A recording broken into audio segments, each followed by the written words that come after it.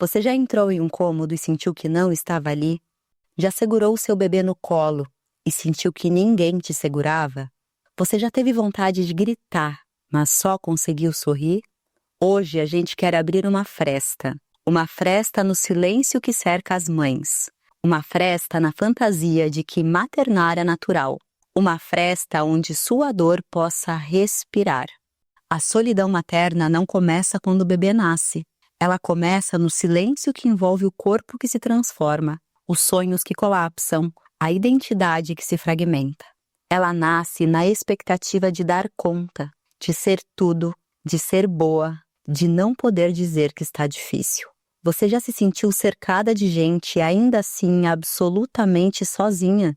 Já sentiu que ninguém mais vê o que você está passando? Que você virou invisível depois que virou mãe? Hoje a gente vai falar de uma dor que quase nunca tem nome: a solidão materna. Uma dor feita de silêncios, de expectativas irreais, de noites em claro, de sorrisos fingidos no grupo da família, de um corpo presente e uma alma muitas vezes exausta. Para as mães que sangram em silêncio, para mulheres que se perderam na travessia e para todas as que acham que estão sozinhas. Eu sou Tayane Leonardi. E eu sou Camila Dorazio. E esse é o Vai Pela Sombra. Se você, mulher, já se sentiu absolutamente sozinha na travessia de ser mãe, continue escutando a gente. E se você conhece alguma mulher que está vivendo isso, não deixe de compartilhar o conteúdo com ela.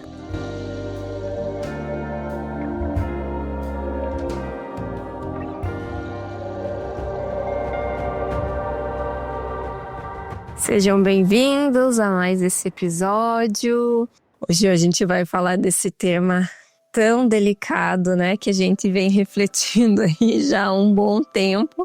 Mas nessa semana a gente conversou bastante sobre isso. A gente gravou podcasts por áudio no WhatsApp. Sim, eles poderiam virar conteúdos, com certeza. É. A gente, na verdade, ia falar sobre outro tema. Sim. Mas como no Vai Pela Sombra a gente escuta muito e segue, a gente percebeu que esse foi um tema que apareceu muito nos nossos consultórios, nas nossas rodas de amigas. Então a gente decidiu começar por aqui. E a gente entendeu a importância de falar sobre solidão, porque é um assunto que está cada vez mais em pauta na sociedade, né, nos dias atuais. A solidão nas mais diversas esferas, né? A solidão que a gente viveu na pandemia, que a gente percebeu a solidão de uma maneira mais intensa na pandemia, e de lá para cá a gente percebe as pessoas cada vez mais se isolando, tendo dificuldade de se encontrar pessoalmente, de se vulnerabilizar, de se relacionar. E a gente ficando cada vez mais solitários, mas isso reflete uma realidade do nosso próprio processo e da nossa existência nesse planeta onde ninguém vai passar pelo nosso processo. Ninguém. Então, inerente a qualquer processo de construção e maturação de uma psique humana, está ali a solidão, em maior ou menor grau. E a gente escolheu hoje falar sobre a solidão materna, né? Eu até dei uma pesquisada em revistas científicas para ver, tem quase nenhum artigo científico falando sobre a solidão materna. Eu encontrei um que falava sobre, na época da pandemia, né? O contexto da pandemia e esse sentimento de solidão materna, mas não tem. E é uma realidade, gente, muito forte, muito presente, muito intensa e muito camuflada, negligenciada, marginalizada e até impedida de vir à tona. E a gente encontra capítulos que abordem a solidão materna quando a gente começa a estudar a matricência. Quando a gente estuda a matricência, que é a transformação da mulher em mãe, os estudiosos, eles apontam a solidão materna e eles até contextualizam. Eles explicam que antigamente, quando as sociedades elas eram mais comunitárias e mais tribais, o filho que nascia, ele era criado pela comuna, ele era criado pela aldeia. E esse sentimento ele era menor. Mas hoje que a nossa sociedade ela é muito individual e que cada vez mais a gente quer nutrir a nossa individualidade, Sim. a solidão materna ela aparece. E até tem um estudo que fala que mais de 1/4 das mulheres, depois de parirem, vão manifestar uma doença mental grave, colocando no núcleo do seu relato a solidão materna. Sim. E eu acho que a solidão materna ela tem uma especificidade, porque diferente de todas as outras solidões, ela é uma solidão muitas vezes rodeada de pessoas e muitas vezes de pessoas interessadas em estar com. Mas, para a gente entender como mesmo uma mulher com rede de apoio, com marido, com mãe, vai se sentir sozinha, a gente tem que entender a especificidade do processo de tornar-se mãe ou de matrecer. Sim. Porque ele é um processo hormonal, físico, muito semelhante à adolescência, mas adolescência, todo mundo sabe que é uma fase específica, ela é reconhecida. Uhum. Você é um aborrecente, então existe o direito de ficar chato e de sofrer. Mas a matrescência, ela é uma transformação em todos os níveis daquela mulher que faz com que ela vá num lugar muito único que só ao se tornar mãe se conhece, e aquele lugar, ele é muito difícil de acessar. Então é como se só quem passou por aquilo também tivesse a chave para acessar outra mulher que está naquele momento. E isso explica porque às vezes no consultório o marido chega e fala: mas eu estudei tudo sobre maternidade, eu estou de licença paternidade, eu pago uma rede de apoio, tem a minha mãe ali, tem a minha sogra ali, e mesmo assim ela diz que está sozinha. Eu repito para ela que eu estou ali, mas ela diz que está sozinha. E ela não diz que está sozinha porque ela ignora todas aquelas pessoas e todas aquelas ajudas, mas porque ela está num lugar e vivendo processos viscerais que ninguém mais entende. As pessoas podem estar ao lado vivendo, mas ela terá que fazer essas travessias sozinhas. É realmente uma travessia, uma jornada psíquica, onde tem toda a morte da vida que era conhecida até então, para o nascimento da mãe. Só que é quase como um corredor que ela passa sozinha, com todo mundo observando. E ter que estar vivendo aquilo e dar esses passos ao mesmo tempo que você é responsável por uma vida, é um processo muito solitário. Isso falando da matrescência ideal. Uhum. Mas o que a gente sabe é que, na verdade, a maioria das mulheres não tem essa rede. Sim. Ou são companheiros inconscientes que acreditam que o simples fato de prover a casa é o suficiente para dar sustentação. Ou são pessoas que não têm as suas famílias próximas, que não podem pagar por uma rede de apoio. Então a gente tem intensificações dessa solidão. Sim. E é algo tão único, gente. É tão compreensível e esperado esse sentimento de solidão, porque mesmo que você esteja gestante e converse com outra gestante, que esteja com as mesmas semanas que você, cada gestação é única. A tua gestação do segundo, do terceiro, do quarto filho vai mexer com a bioquímica do seu corpo de uma maneira muito única. Então, é nesse nível, é nessas camadas muito, muito, muito profundas da unicidade de cada experiência de gerar, de gestar, de parir uma criança com uma personalidade completamente nova, né? Diferente da que você teve antes, se você tá tendo outros bebês, né? Então, é muito único mesmo, e às vezes tem momentos que é desesperador você entender que ninguém mais vai sentir aquilo que você está sentindo. Os chutes daquele bebê que se movimenta X vezes por dia, que mexe mais para um lado ou mais para o outro, né? A personalidade de cada bebê, como você tá emocionalmente naquela gestação. As minhas 3 gestações, gente, foram muito diferentes uma da outra. Sim. Como eu estava e os efeitos no meu corpo, né? Então é como se eu estivesse presente e sozinha de mim mesma também. Porque o que eu passei foi diferente, né? Então, às vezes, é desesperador você sentir essa solidão. Mas é importante que a gente entenda que ela é inerente ao processo. Não adianta a gente querer aniquilar a solidão. O que eu percebo, né, é a gente integrar, assimilar, aceitar que ninguém mais vai sentir aquilo que eu tô sentindo naquela intensidade. Ninguém vai poder me salvar de sentir aquilo. Ninguém é culpado, né? Ninguém é culpado. Porque essa é uma questão cultural, não é individual, né? Ai, a Camila está num casamento ruim e por isso ela se sente sozinha, ou a Tayane não tem a família aqui por isso. Não, especialmente nas sociedades ocidentalizadas, que tem muito a individualidade, Sim. É uma questão cultural, social e estrutural. Sim. Até porque na sociedade existe pouco lugar para a mãe, para a criança. E uma ideia também de que a mãe é sagrada e que trazer a vida é um presente. E é um presente?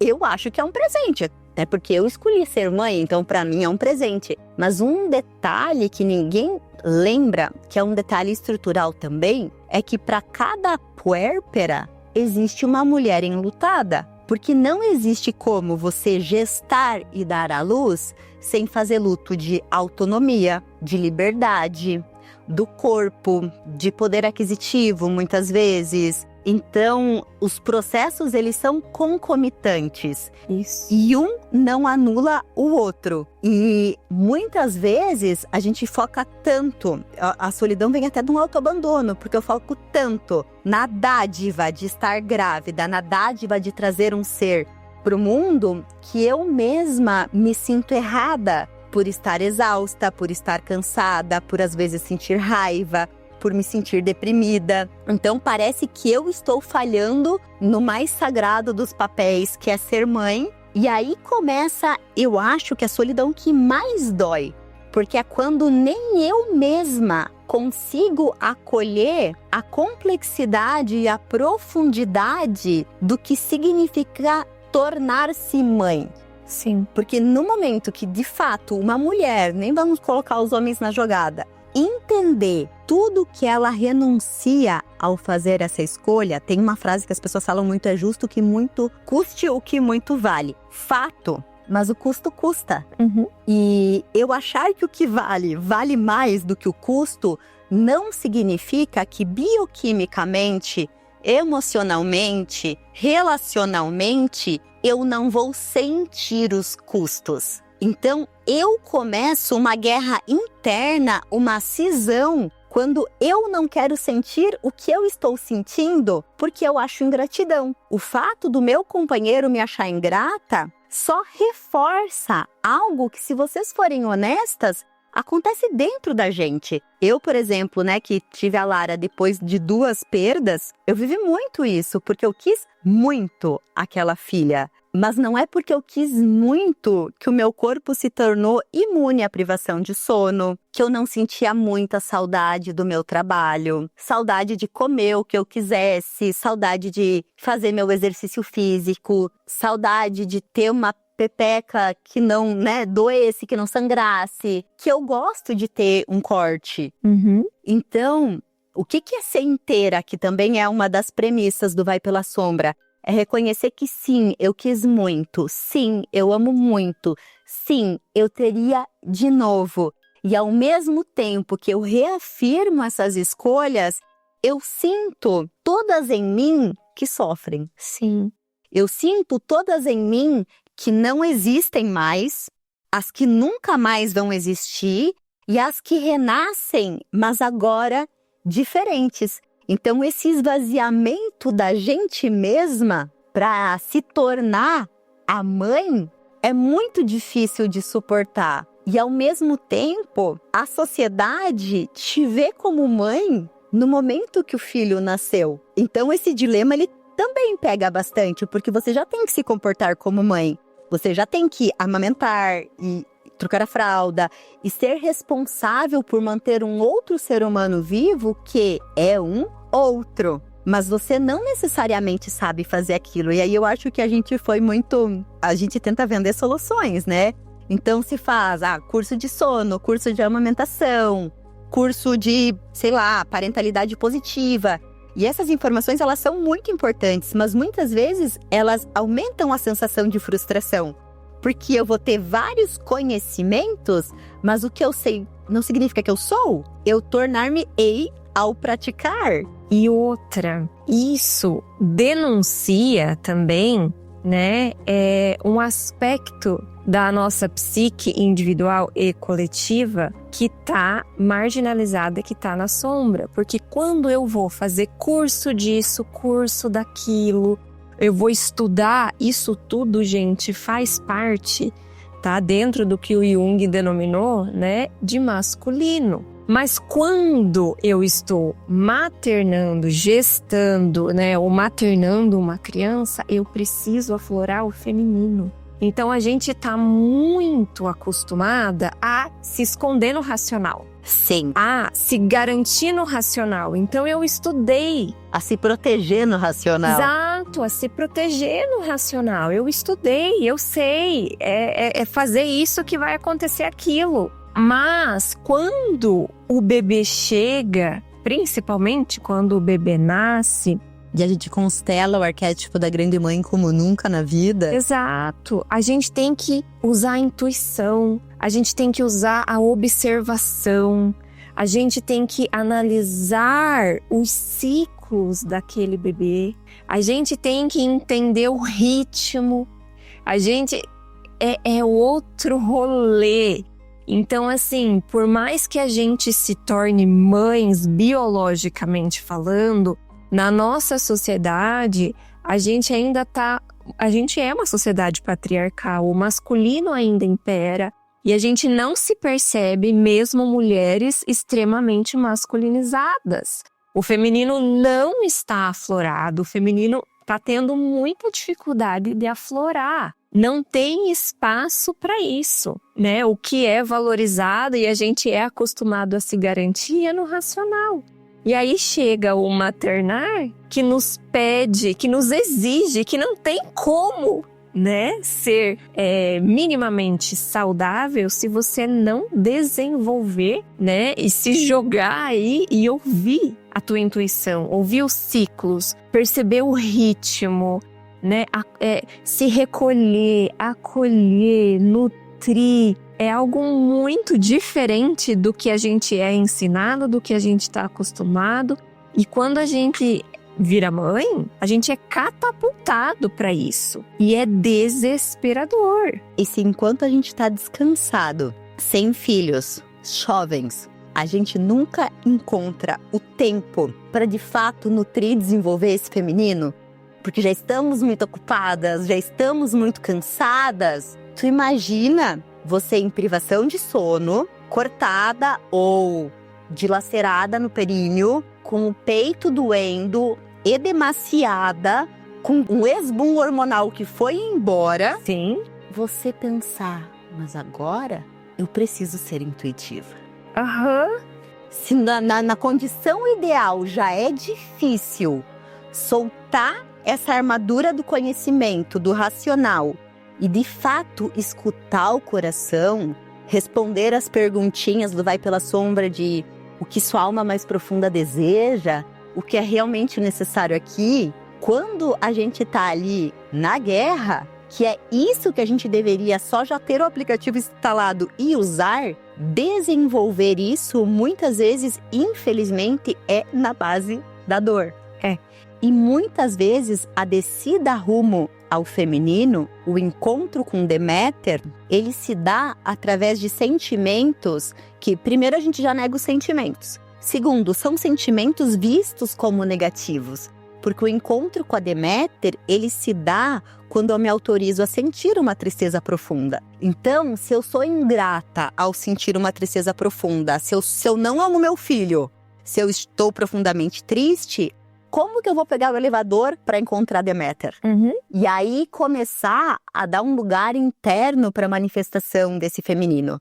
E aqui eu gostaria de trazer 2 frases de uma pesquisadora de matricência, e eu gostaria que as mulheres que nos escutam gravassem elas, porque elas vão ajudar muito vocês na hora que essa tristeza como convite para uma conexão com a alma chegar, para que vocês não sintam que vocês são menos mãe. A frase diz: o amor pelo filho não impede o sofrimento psíquico. Pelo contrário, muitas vezes ele o aprofunda. Então, o amor pelo nosso filho, ele é um convite para a verdade, para a honestidade, é algo visceral. E o sofrimento psíquico, muitas vezes, ele também, como a Cami adora dizer, é a condição da possibilidade de um vir a ser mais autêntico, mais real, mais humano. Então, para você que pensa que só porque você pariu, você tem que ser gratiluz e linda, não. E a segunda frase é: o sofrimento psíquico materno, ele não nasce da falta de amor ao filho, mas da ausência de reconhecimento daquela mulher que cuida na especificidade do que ela está vivendo. Quem de vocês, na pré-escola, ensino fundamental, ensino médio, no 9º ano, pensou em se preparar, em estudar sobre a especificidade da condição da existência da mulher na travessia para se tornar mãe, na especificidade da realidade emocional, física e psíquica de uma puérpera? Quem de vocês durante a escola pensou como é para o corpo da mulher e para a liberdade de agenda e desejo da mulher amamentar? Não, o que a gente vê? Leite humano é o melhor alimento do mundo. Sim. É isso. E na escola a gente estuda para passar no vestibular, para ter uma profissão, né? Hoje em dia tem muitos jovens aí se lançando na internet, não obrigatoriamente fazendo faculdade, mas trabalhando com outros produtos na internet. Mas é sempre o foco de que quando eu crescer, eu vou trabalhar, eu vou me preparar para isso, eu tenho estratégias para isso, mas ninguém estuda sobre, ninguém se preocupa sobre como vai ser, o que eu preciso desenvolver para ser mãe, se eu quiser ser mãe. Para apoiar um outro ser humano a se desenvolver. E mais desenvolvimento infantil também. Sim. Né? Então, hoje, eu sou muito grata né, pela minha história, por ter tido toda uma base gigantesca em desenvolvimento infantil, que me deixa um pouquinho mais segura. Um pouquinho mais segura. E que eu sei que vai fazer a diferença. Né? Toda a experiência que eu tive ao longo da minha carreira com crianças, todo esse interesse, né? Ele é algo que eu percebo, que eu recebo muitas mães no consultório que não tem a menor noção de desenvolvimento infantil. E aí é o outro problema, porque começa a acompanhar desenvolvimento infantil no Instagram e reduz desenvolvimento infantil à habilidade motora. E aí é outro boom para frustração, porque aí você lá, teu filho rola antes, anda antes, como se isso fosse especial. E aí vira mais uma comparação. Não basta você não se autorizar nos teus sentimentos reais, você transforma a maternidade em uma performance. Exato. E o filho é o troféu. E aí, o que a gente faz? Se afasta do feminino, que é o observar o desenvolvimento dessa criança específica. A gente não pode hiperestimular as crianças também. É muito perigoso a gente hiperestimular as crianças, né? A gente pode gerar vários danos psíquicos, né? E às vezes até motores, querendo apressar uma fase, né? Então, é muito fácil, gente, a gente ser mordida no calcanhar por esse masculino imperativo, né?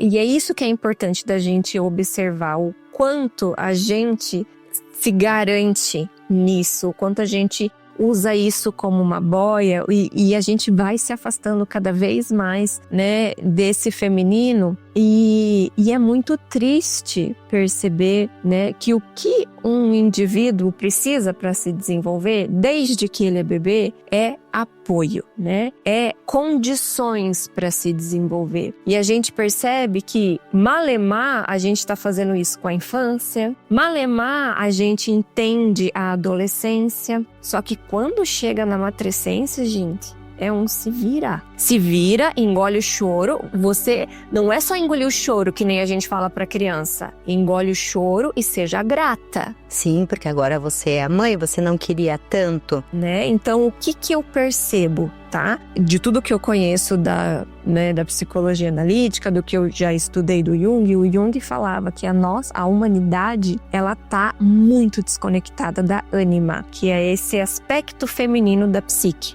Tá muito longe, tá muito desconectada. E isso, gente, não é que os homens não sabem cuidar, não são criados para cuidar. As mulheres hoje em dia também estão sendo criadas numa sociedade extremamente masculinizada, nessa coisa da performance, onde, né, tem que performar muito bem, tem que trabalhar, tem que bater meta, tem que bater esse marco e aquele marco do desenvolvimento em X e antes. Se for antes, melhor, né? Então, a gente tá muito desconectado desse feminino. E o que acontece quando esse feminino está na sombra? Ele fica na sombra para a sociedade inteira. Então, o que tá faltando não é somente os homens desenvolverem trabalhos de cuidado, esse aspecto do cuidado. É a humanidade que precisa, né? Então, a gente não está tendo isso enquanto humanidade. A gente não tem apoio para que as famílias possam gerar seres humanos, porque está todo mundo tendo que trabalhar loucamente, performar loucamente, e tá praticamente impossível a gente ter uma criança com um mínimo de dignidade hoje em dia. E isso é muito triste. E aí, quando esse feminino ele fica na sombra, gente, a gente projeta nos outros. E se a minha grande mãe tá na sombra, porque todo mundo que nasce, gente, tem um complexo materno, tá? Todo mundo que nasceu aqui tem mãe, né? Seja ela em que condição for, mas tem, e todo mundo que nasce tem um complexo materno em maior ou menor grau ativado, tá? Então, se eu tenho essa ferida materna, se esse feminino está tão distante da nossa psique coletiva, se essa cultura do cuidado não existe, eu vou projetar ela nas mães que eu vejo. Então, essa mãe, ela tem que ser aquela mãe que eu não tive. Ela tem que ser aquela mãe que a humanidade não tem. Ela tem que ser perfeita, ela tem que ser divina. Então, vocês entendem de onde que vem esse peso da maternidade que todas as mães sentem, de serem perfeitas, de serem infalíveis, de saberem tudo, de saberem ser mães, porque é instintivo, né? Então, a gente, no instinto, né, no que a gente chama de arquétipo da grande mãe, a gente não pode esquecer que tem dois lados, o positivo e o negativo, a luz e a sombra. Ela pode ser nutridora, mas ela pode ser devoradora. Então, a gente precisa de apoio para aprender a reconhecer, desenvolver e equilibrar essas polaridades no nosso maternar. E para isso a gente precisa reconhecer algo que é bem pouco reconhecido, que é a especificidade, a singularidade desse estágio de desenvolvimento da mulher. É uma fase específica que precisa ser reconhecida, validada dessa forma, para que a gente consiga amparar. Se não acontece o efeito de a gente introjetar a cultura da performance no tratamento dos filhos e no tratamento da mãe. E aí, fazendo um gancho com aquele estudo que eu trouxe, que 1/4 das mulheres vai desenvolver doenças mentais graves, a maioria delas nunca vai procurar ajuda, porque elas acreditam que são elas que não estão dando conta. Porque a cultura da performance faz a pequena mulher entender que ela precisa ser perfeita para ser suficiente. Então, ser aquela mãe suficiente, aquela mãe possível, é muito pouco perto de todos esses nossos conceitos de produtividade. E aí o verdadeiro feminino, que traria tanto o acolhimento para essa mulher recém-nascida, ele não vai existir para ninguém, nem para o filho, porque o que a gente percebe muito quando observa uma mãe criando filho é que, no mais das vezes, essa mulher está sendo para o filho a mãe que lhe faltou, e não a mãe que aquele filho precisa. Então falta mãe para o filho, falta mãe para a puérpera, porque também faltou mãe para mãe. Então essa é uma questão transgeracional e estrutural, e não tem cura nem pela intelectualização proporcionada por esse episódio. A única cura possível é trazer da sombra o feminino, que está se manifestando de uma forma devoradora, porque se a gente olha hoje para as mães, e muito mais do que era há 10 anos, elas estão sendo devoradas pelo tenquenismo. O seu filho tem que ter rotina, tem que dormir, tem que comer os 5 grupos alimentares em todas as refeições, tem que atingir os marcos motores, você tem que voltar ao seu corpo, você tem que ter tempo para você tem que fazer autonomia de sono, você tem.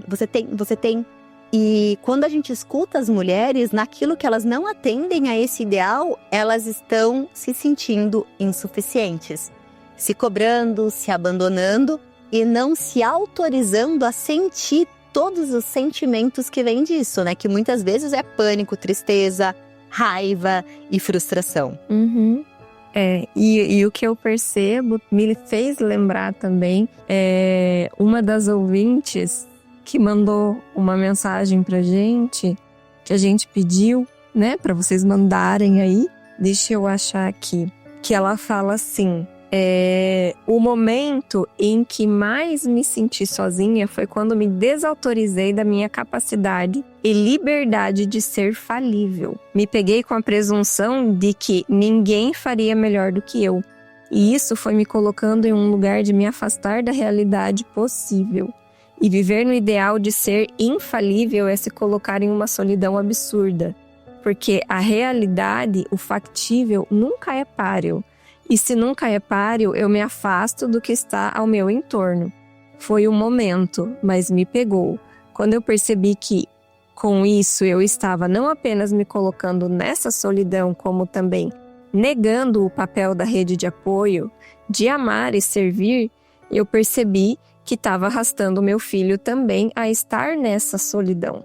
Uau! Negando que o amor e o cuidado se viabilizasse na vida dele de outras formas. Nossa, que relato, que potência, que mulher, que vivência. Né? Então aqui a gente vê esse aspecto devorador também do que eu tenho que fazer. Tem que ser a mãe, eu sou a mãe, né? Então esse arquétipo, ele devora. E que bom que você conseguiu perceber que a gente vai arrastando os bebês, os filhos juntos para esse buraco, né? Para essa solidão. É muito desafiador. Hoje em dia a gente tem cada vez menos rede de apoio social e cada vez mais rede de apoio paga, né? Mas que bom que você conseguiu perceber, né, que isso era importante não só para você se render à falibilidade, né, se render a isso e aceitar essa ajuda. E não só aceitar ajuda, reconhecer que isso nutre também a psique da mãe e do filho. Nutre as relações que estão no entorno também, né? Então, é muito complexo quando a gente se vê nesse buraco, né? Mas que bom quando a gente tem a capacidade e a possibilidade de se ver, porque eu percebo muitas mães nesse tem que fazer isso, tem que fazer aquilo e não consegue perceber esse aspecto devorador do materno. É que elas acreditam de todo o coração que a perfeição, ou pelo menos a busca dela, vai trazer alguma espécie de garantia. Então, nenhuma mãe acredita que só ela pode fazer e vira uma tarântula com o filho, porque ela também já não está enfeitiçada e possuída pela ilusão de que a perfeição gerará o melhor efeito e melhor resultado. Mas não existe maldição maior para um filho de uma mãe que consegue executar a perfeição. Por quê? Porque o mundo, gente, ele é falível. O mundo tem ciclos, o mundo tem morte, o mundo tem inverno, o mundo tem frustração. E a gente não cria o mundo para os nossos filhos. A gente cria os nossos filhos para viverem no mundo, tal qual ele é. Sim. Então, eu, mãe perfeita, protejo meu filho do pai imperfeito, passivo, protejo meu filho dos avós que querem dar açúcar, protejo meu filho de tudo, porque eu estudei bastante e eu tô ali. Só que eu vou largar na adolescência esse filho no mundo. E como que esse filho vai sobreviver no mundo real? Como que ele vai sobreviver empreendendo? Vai sobreviver trabalhando numa instituição? Como que ele vai casar com um homem ou com uma mulher reais? Como que ele vai lidar com a realidade? É aí que a gente vê muitas pessoas hoje que foram criadas muito mais próximas de um ideal de perfeição do que outras gerações mais antigas e são menos aptas a estar na realidade. E aqui a gente desvela a grande falácia da atualidade, que o perfeito é bom.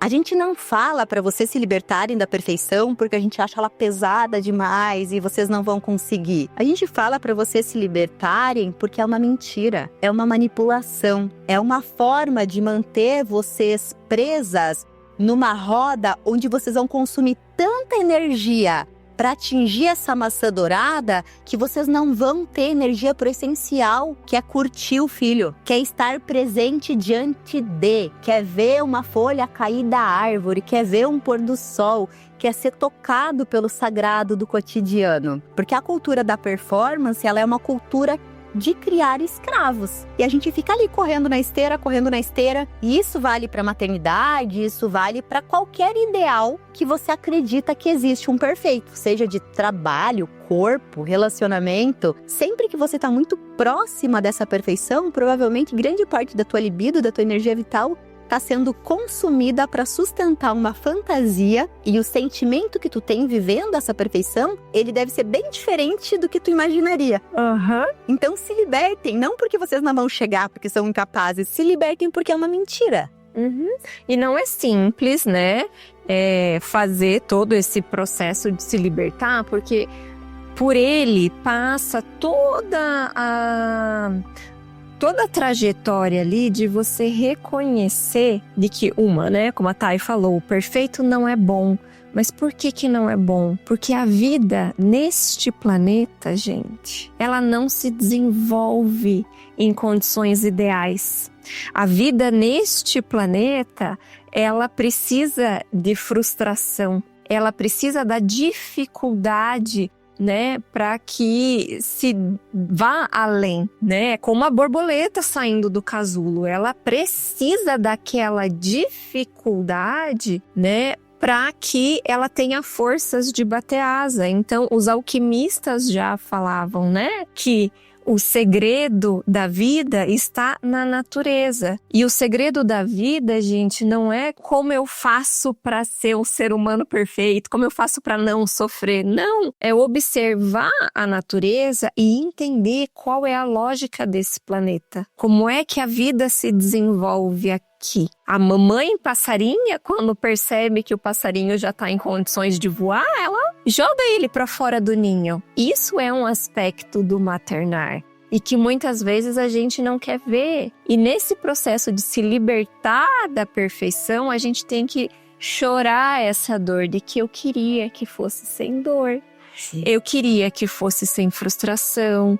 Por que que a vida é assim? Por que que tem morte? Por quê, né? Então, a gente não tem essas respostas. O que a gente sabe é, olhando para a natureza e estudando tudo que a gente estuda e vivendo tudo que a gente vivencia, é que a vida neste planeta, as psiques neste planeta se desenvolvem assim. E a gente precisa elaborar também, gente, a questão de que, gente, eu amo tanto o meu filho e eu vou ter que encarnar esse papel de empurrar ele para fora do ninho, se for o caso, sabendo que vai ser difícil para ele, que ele vai se bater, que ele pode se machucar, e eu vou ter que encarnar isso.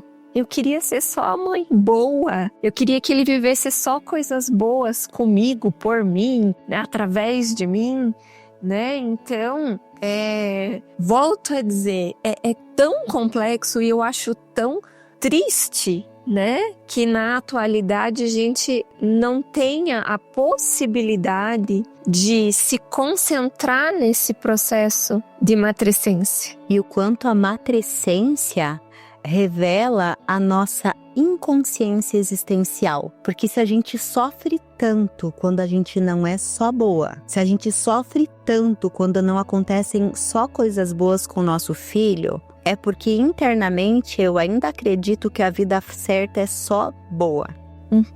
Então o conceito de inteireza, o conceito de que essa realidade plena é a luz, é a sombra, é o inverno, é o verão, é o bom e é o mal, de que isso é a plenitude, tá muito longe ainda da nossa consciência. Se não, se a gente realmente acreditasse no que às vezes a gente já fala, a gente sofreria menos com os aspectos difíceis da nossa experiência e da experiência dos nossos filhos. Então, agora refletindo o quanto da solidão materna não é cravada pelo quanto a gente se distancia da nossa essência e da nossa alma na busca de ser a mãe que a gente acredita que tem que ser, de se tornar já a mulher que a gente acredita que deve voltar a ser ou se tornar. Então, o quanto essa solidão não é um esvaziamento de si mesma no mundo onde 90% das outras mulheres também vão estar inconscientes, porque as figuras antigas, a La Loba, La que sabe, as grandes avós, as abuelas, as anciãs, as feiticeiras, essas figuras que carregavam a história e a sabedoria e uma conexão muito profunda com a terra, a natureza e o feminino, elas são cada vez mais raras. Então, nós também estamos com amigas doentes e inconscientes, muitas vezes nossas próprias mães, nossas próprias avós. Então, a gente encarna uma ferida transgeracional, estrutural, e que no fundo a gente não quer curar porque curar custaria ser menos.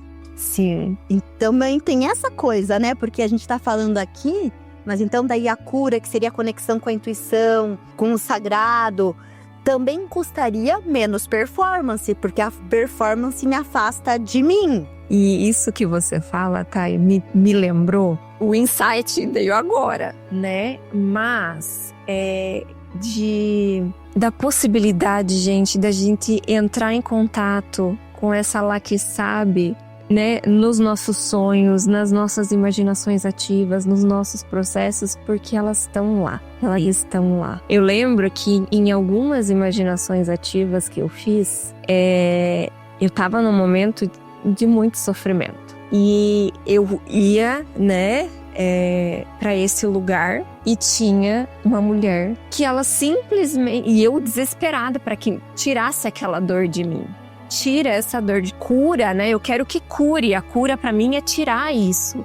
E a única coisa que ela fazia era me recolher na casinha dela, tinha uma lareira, ela me dava um pouco de chá e ela deixava eu chorar. E eu falava, mas eu não vou fazer mais nada dela, você não precisa de mais nada. Você não vai fazer nada, eu falava pra ela, né? E ela falava, você não precisa de mais nada, né? Então é o tempo, e eu ficava indignada, né? E quando eu voltava, eu ficava indignada. E teve outras imaginações ativas que eu fui para um lugar que se chamava Vale de Lágrimas, que era um lugar que eu ia e que, tipo assim, era um lugar que era para eu chorar. Olha que engraçado tu falar isso, porque nesse estudo sobre solidão materna, quando fala o que ajuda, fala encontrar amigas, mães, mulheres e tomar um chá ou fazer coisas juntas, autorizar e sentir os sentimentos. Sim. Então, ter momentos para sentar e chorar, que exatamente para onde uma parte muito sábia do teu inconsciente te convidou num momento. que provavelmente também no sofrimento tu se sentisse sozinha. Sim, não tinha nada a ver com maternidade, mas já era um feminino ali se manifestando e mostrando que não posso tirar essa dor de você. Assim como a gente não pode, por mais que a gente queira, a gente não pode tirar a dor do nosso filho. A gente não pode sentir a picada da vacina por ele, a gente não pode passar por um procedimento por ele, né? Mas eu posso dar condições, eu posso dar algum tipo de apoio, algum tipo de conforto para que ele atravesse aquele processo que ele precisa atravessar, para que ele suporte aquela dor sem quebrar, né? O que eu percebo, gente, é que nesse processo a nossa sociedade está tão doente, né, que a gente tá nessa loucura por performance e que a gente não tem apoio para passar por essa dor de crescimento, que é a matricência, sem quebrar. A gente percebe muitas e muitas mulheres e famílias quebrando, porque a gente não tem condições mínimas para passar por essa dor. E eu sinto que esse processo, ele não pode ser feito sozinho. Não. Eu sinto que ele é um processo que precisa do outro, de mulheres, de famílias que se reúnam para estar juntas, não para comparar bebês ou comparar seus bens, mas para se verem enquanto humanos. Mas a gente precisa então pensar em buscar ou criar espaços seguros para que as humanidades comuns possam ser compartilhadas, não para alguém se sentir superior, inferior, para ter um curador e um curado, mas para que a gente se reúna e se conecte nisso do humano. Porque me parece que a verdadeira cura para essa solidão materna, ela só existiria em rede. Sim. E ela existiria numa palavra que a gente falou antes, amiga, de começar a gravar, que é intimidade. Sim. Num ambiente de intimidade. É muito difícil. Daqui a pouquinho a gente vai ler o que vocês trouxeram pra gente, mas a gente percebe ali muitos relatos. Eu não tenho coragem de falar disso com ninguém. Eu não posso me abrir com ninguém, né? Eu engolia o choro para que ninguém visse. Então, hoje em dia a gente não sabe o que é intimidade, mas é muito raro. A gente performa até entre os amigos. Até entre os amigos. É difícil tu tirar realmente todas as máscaras e tu não tá ali querendo causar uma impressão também. E por exemplo, dá pra, assim, de verdade, dá pra contar em pouquíssimos dedos de uma mão as pessoas que dão conta de ouvir os meus sentimentos mais tenebrosos. Você é uma delas, né, Thay? Sou muito grata por isso. Mas é muito difícil hoje em dia você ter um lugar seguro para se desnudar sem ser julgada, sem ser cobrada, sem que o outro fique, mas meu Deus, você sente isso? Não, amiga, mas pensa bem, porque assim você desonra e vão lá vomitar teorias. Que, amiga, agora eu vou colocar uma opinião pessoal. Eu acho que é muito difícil ter intimidade, porque eu acho que é muito raro hoje as pessoas terem intimidade consigo mesmas. Sim. Eu vejo cada vez mais, mesmo nos processos analíticos, as pessoas contando histórias sobre elas para si mesmas. Então vem um sonho e coloca uma verdade nua e crua. A pessoa não escuta o que tá ali. Então as pessoas não são íntimas delas mesmas porque elas se confundem, elas se confundem com as imagens que elas gostariam de ser, de ter. Elas se enganam, a gente se engana. Então eu ainda me sinto X em relação a isso. Não, eu me sinto Y. Aham. E nesse auto-engano, eu crio camadas e cascas na minha relação comigo mesma. Eu não sou honesta, íntima de mim. E intimidade não é reconhecer suas sombras. É outra coisa. É se relacionar. É se relacionar, é ficar. Se relacionar no sentido de estar com e em relação. Não é eu reconheci essa sombra, mas agora então a sombra da semana passada já passou, porque agora sabe? É muito fácil a gente se enganar. Muito, não são vocês, a gente se engana muito fácil. E aí, como é muito difícil a gente ser íntimo da gente, como a gente se relaciona com a nossa persona ou algumas das nossas personas, o que eu tenho para levar para a relação são as personas. Não é que eu não quero ser íntima da Cami, eu acho que estou sendo muito íntima da Cami e acho que estou sendo totalmente real, mas ainda são papéis. Como que eu percebo? Agora gente, não tem nada de Jung, de psicologia aqui. Como eu percebo na prática que para mim uma relação tem intimidade real? Ela é leve. A relação é leve e o estar com é leve. Então a gente pode estar falando de um assunto pesado, vivendo situações pesadas, mas o estar diante de para qualquer BCD é leve, é gostoso o estar com a presença. Quando eu acho que tenho intimidade, eu acho que tá tudo e na verdade não tenho intimidade, quando eu, Thay, estou diante da pessoa, eu sinto uma tensão, eu sinto um peso, uma parte minha quer que acabe. Vocês estão entendendo que não é sobre eu estou aqui performando, eu estou aqui não contando. Não! Parece que existiria tudo para ser íntimo, mas tem uma parte minha que quer checar. Beleza, fui, almocei, pronto. Eu sinto aqui no meu coração uma pressão, uma opressão e um sentimento de urgência para que acabe. Então é quase como se eu achasse que tenho que estar ali por alguma razão. Sim. Eu acho que tá íntimo e não é. E quando é íntimo, tem também aquela sensação do tempo de Kairos pra mim. Sim. Não vejo o tempo passar, não penso antes de falar. E ao mesmo tempo, não importa quanto tempo a gente passe sem se falar, não importe quanto tempo a gente passe sem se ver, porque quando a gente tem que encontrar essa pessoa, porque senão ela vai ficar chateada. Ou porque se eu não ver ela uma vez por semana, a amizade não se sustenta. Ou porque se eu não mandar mensagem, ela vai achar que eu sou negligente. Não tem intimidade, essa pessoa não me conhece.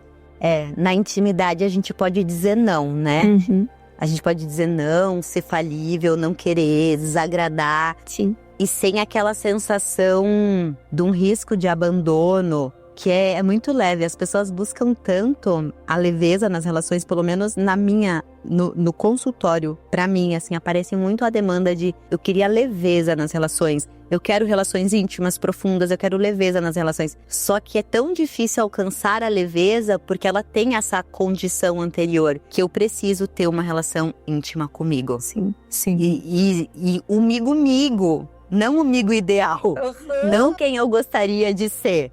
Eu real, que talvez morra assim. Exatamente. E não necessariamente gostar desse eu, né? Mas entrar numa harmonia com esse eu. Talvez eu morra assim. Isso não é sobre gostar, né? Não tem esse julgamento de valor. Sim. É mais um é. É assim que é. Miga, vamos ler o que as ouvintes... Eu vou ler aqui o que vocês compartilharam com a gente. Gente, teve bastante coisa. Vocês foram maravilhosos, né? Coisas bem profundas. A gente... Deixa eu ver aqui na minha colinha. Então, a gente... É o momento aqui de compartilhar, né? Sentimentos difíceis de falar, e a gente eu pelo menos fico muito grata, e tenho certeza que a Thay também, de vocês terem encontrado um espaço seguro, né, para compartilhar isso com a gente, né? Agradecemos muito a confiança e a troca, né, e a coragem de trazer isso pra gente, de trocar com outras mulheres, porque aí a gente sente um pouquinho mais, né, a gente não tá tão sozinha. Sozinhas estamos nas nossas existências, mas a gente não precisa estar tão sozinha assim, se sentindo um ET, né? Sim. Então vamos lá. Eu não amei meu filho desde a barriga. Como algumas mães que vinham passar a mão na minha barriga e diziam: Ai, é tanto amor, né? Eu só sorria com os lábios bem sem graça, porque não era o que eu sentia. E eu pensava, quando nascer eu vou amar. E não aconteceu. Ele nasceu e eu olhei para ele e pensei, o que eu vou fazer com você agora? Eu não tenho fotos da minha barriga nessa época. O meu segundo, né, depois foi totalmente diferente. Conseguia conversar com ele já na barriga, tenho várias fotos e, né, enfim. Então, nossa, gente, isso é muito comum. E isso parece incomum exatamente pela crença de que maternar é natural e que o amor é dado. Eu gosto muito de Bowlby, que ele fala do processo de criação do vínculo, porque, claro, acontece de algumas mulheres terem o amor natural e instantâneo, mas quando ele é instantâneo, nem é pelo filho, né? Então, mas será que é amor ou é um apaixonamento? É uma embriaguez ali desse apaixonamento? Segundo Bowlby, é o amor pelo meu ideal do filho. Sim. Mas não é pelo filho real. Sim. E então, na verdade, eu vou amar aquele filho no momento que eu começar a me relacionar com ele. E esse amor, ele vai crescendo ou não na medida dessa relação. Esse é o processo de vincular-se. Agora, muitas vezes a gente se percebe muito amando já e a gente não consegue distinguir que a gente está muito amando a nossa projeção. Sim. E também tá tudo certo, não tem nada de errado. Mas eu imagino o quanto essa pessoa sofreu achando que existia algo de errado com ela por essa ideia da mãe sagrada, do amor incondicional a todo momento. Sim, sim. Que é o que também muitas mães sentem quando elas percebem que elas têm raiva dos filhos. Sim. Sempre que elas mergulham, né? No episódio anterior a gente falou um pouquinho disso. Na ambivalência do amor materno, na raiva, na frustração, na vontade de apertar, parece que tem algo de errado com elas. Uhum. Mas também é da crença que o amor materno, ele é só pura luz. Uhum. Bom, temos uma outra pessoa que colocou assim: a maior solidão materna foi no momento em que perdi um bebê com mais ou menos 8 semanas de gestação. E a gente sente muito, né? Sinto muito por você estar passando por isso, por ter passado. A gente vivenciou na carne isso também. A gente sabe que Me doeu mais do que a solidão materna do filho vivo. A solidão da vivência do luto dos abortos. Porque pelo menos a solidão materna do filho vivo, quem é mãe me compreende. Aham. Agora, é muito difícil de autorizar a solidão, o luto, a dor materna de alguém que para a maioria das pessoas nem existiu. Sim. E tem um agravante, né, que a gente, é invisibilizar, ainda mais invisibilizada com essa questão da perda gestacional. Tem muitos fatores ali que são complicadores do luto. Sim. Porque existe hoje, graças a Deus, né, todo um olhar para um parto humanizado, mas isso não existe na perda gestacional. Não existe perda gestacional humanizada, né? Então a gente até fez já um episódio sobre isso. Mas sinta o nosso abraço, né? E você tá sendo vista, né? A gente te vê.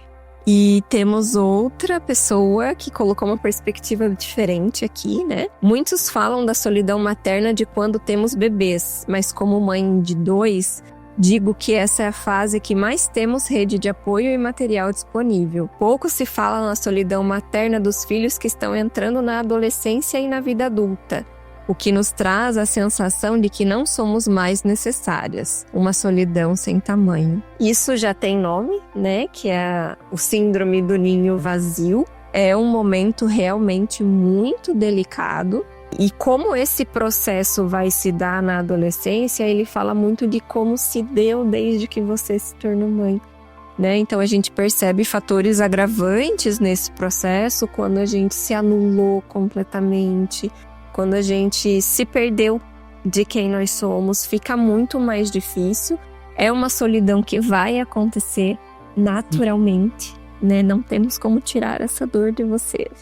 Até porque a solidão da ausência, ela é diretamente proporcional à quantidade de libido investida naquele vínculo. Sim. Então, uma mãe meia boca já investe bastante num filho e já vai sentir. Então, a mãe que abriu muito mão de si, por isso que a gente fala tanto, né, da importância Escutem o episódio anterior da romantização do autossacrifício materno. Sim. A importância de não confundir autoanulação e autossacrifício como amor, porque quem se anula demais e abre mão de nutrir outras esferas da vida para viver a maternidade, tem muita chance de entrar em depressão quando os filhos vão ganhando autonomia. Sim. Tivemos aqui também no puerpério e ainda sinto nos desafios do desenvolvimento, neurodiversidade. A gente percebe também essa sobrecarga, né? Um fator complicador aí para a questão da saúde mental materna quando se é mãe de neurodivergentes, né? De crianças atípicas, quando são mães atípicas, né? Então, é uma carga que eu não tenho como nem mensurar, assim, eu não consigo acessar, não sei mesmo, né? Mas o que eu ouço de relatos, né, é que é bem pesado, bem desafiador, porque é toda a carga materna que toda mulher já passa, mas mais a especificidade da neurodiversidade. E ter que manejar aquilo. Especialmente quando o filho, na sua neurodivergência, é de fato mais dependente, né? Sim. Do que um filho já é dependente. Porque provavelmente esses ganchos de dependência vão se costurar na mãe, na mulher. Sim, sim. Sim, sempre me senti muito sozinha na minha maternidade, que começou aos 17 anos. Nunca consegui falar sobre os meus sentimentos com ninguém durante toda a vida. Ai, sinto muito. Sinto muito, né? Por você ter vivido isso num momento, né, tão delicado do teu desenvolvimento, né? E por não ter conseguido falar, não ter tido essa abertura. Agradeço a confiança, né? Por ter se vulnerabilizado aqui com a gente. E...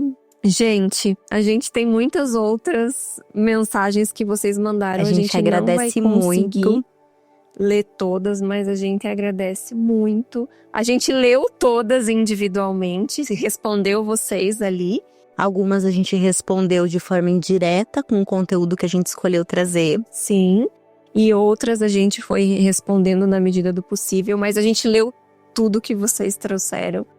E a gente é muito grata, a gente tá muito feliz, né, de estar podendo trocar e perceber esse movimento de vocês também, trazendo muitos conteúdos pra gente. E antes da gente fazer o encerramento desse episódio, eu queria contar novamente a nossa novidade para vocês, que a partir de agora, todas as pessoas que falavam: gente, eu gosto muito do Vai Pela Sombra, eu adoro o que vocês trazem, como que eu posso ajudar? A gente tem agora uma forma de vocês apoiarem esse projeto a continuar a crescer e se expandir e chegar a cada vez um maior número de pessoas. A gente acredita de todo o coração que o Vai Pela Sombra ele tem um potencial de levar alento, insight e também ferramentas para expansão de consciência para uma vida mais leve, mais digna e mais inteira. Se você também acredita nisso, se você se sente beneficiada pelo Vai Pela Sombra e se você acredita que mais pessoas podem usufruir desse projeto, nós temos agora o Apoia-se. Vocês podem contribuir com a manutenção, com a expansão do Vai Pela Sombra através de 2 modalidades. Isso. Cada modalidade, vocês podem entrar no link que vai estar na bio aqui do Spotify, do YouTube, né? Vocês podem entrar ali no link e ver quais são os benefícios, o valor e os benefícios de cada modalidade. E eu tenho certeza que vocês vão gostar bastante, principalmente porque eram algumas coisinhas ali que vocês já pediam pra gente, mas a gente não tinha como viabilizar. E agora com esse Apoia-se a gente vai ter condições de viabilizar. O nosso clube de benefícios. O nosso clube de benefícios, gente. E lembrando mais uma vez, se você acha que tem alguém que vá se beneficiar desse conteúdo, compartilha com essa pessoa, né? Nós precisamos de vocês também. Sim, gente. Isso aqui é uma rede, né? Nós somos, né, um coletivo aqui. E a gente só vai crescer, né? Se for todo mundo junto. A gente precisa desse apoio, né? Queira ou não, vocês também maternam esse processo e agora podem fazer isso mais ativamente. E se você chegou até aqui e sentiu o coração bater mais forte, é porque você sabe no fundo que essa dor tem nome. E onde há nome, há chance de transformação, já diria Freud. Vocês não estão sós, vocês não são fracas, vocês não são ingratas, vocês estão apenas num rito de passagem, que ninguém ensinou vocês que ele existia, muito menos a honrá-lo. Mas hoje, aqui, talvez eu e Cami tenhamos trazido para vocês uma pequena vela. E uma vela é tudo que uma mãe precisa para se iluminar e sair da escuridão. Gente, vamos junto pela sombra? Até o próximo episódio.